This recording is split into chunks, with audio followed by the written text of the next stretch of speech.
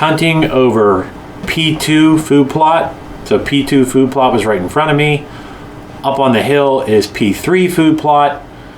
And I did see some deer up there earlier in the evening, 2 doe just moving around. And then later on, eventually, there is a trail that comes down from the upper food plot down to me. I did see the doe coming down there.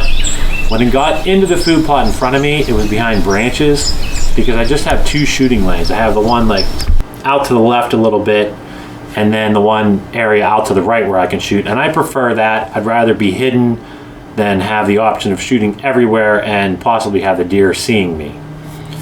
So the doe was slowly working its way to the left. Eventually it got over far enough to where I could shoot it, but I couldn't get it on film.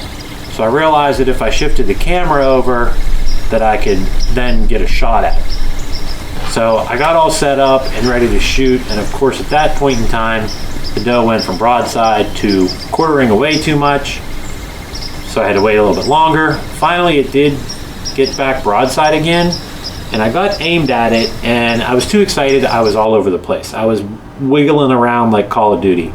So then I like tightened up, and the shake went away drastically. I was still moving a little bit, but I knew if I was just moving a little bit and really close to my aim point, if I just slowly squeeze and accept the movement, that when I do that, I always get a good shot.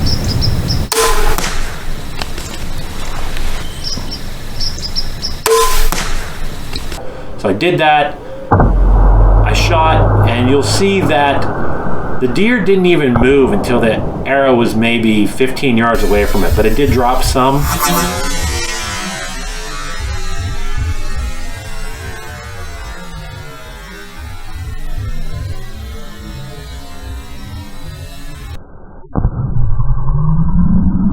I should have been aiming for a hard shot. Instead I was aiming center lung. So I hit it a little bit high and back. It did exit through the far lung. The deer freaked out and ran off.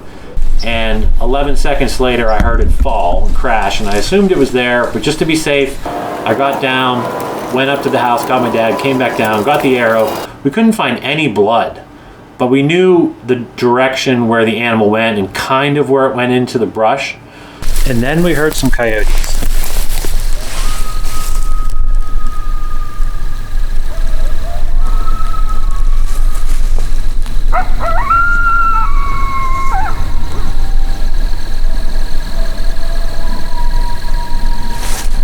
That's pretty cool.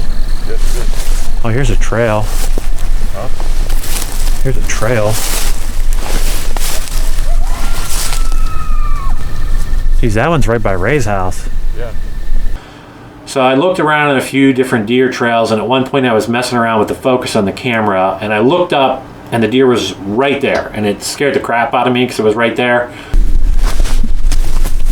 Oh, it's right here. It just scared the crap out of me. Huh? It's right here. The deer is? Yeah. It's big. So we found the deer pretty quick. It only went about 50 yards. After I shot it, it sounded like it ran up in the brush and the little trees and crashed, and that is what it ended up doing. When I finally found it, it scared the crap out of me because it was actually right in front of me. So we found the arrow. We had a Luminoc on there. We replayed the video. I did hit it a little bit high. It was about 44 yards.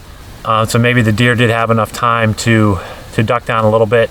We didn't find any blood between where the arrow was and where we found the deer. We just headed in the direction of where I knew the deer went and kind of just hoped it was there, and it was. So it's a pretty nice sized doe. I got it with the Ravin R29. I have a Hawk XP30 Pro scope on there. I have my Cold Steel 4-in-1 rest on the front. That's why it's standing up. And you can get that from backyardbroadheads.com. I was actually buck hunting tonight, but I got so excited when I saw this doe coming in. And this is the first deer that I've got on camera with a good camera that is not attached to the crossbow. So this should make a pretty good video. Be sure to check out my website, Backyard Broadheads, where I have custom Ravin crossbow accessories.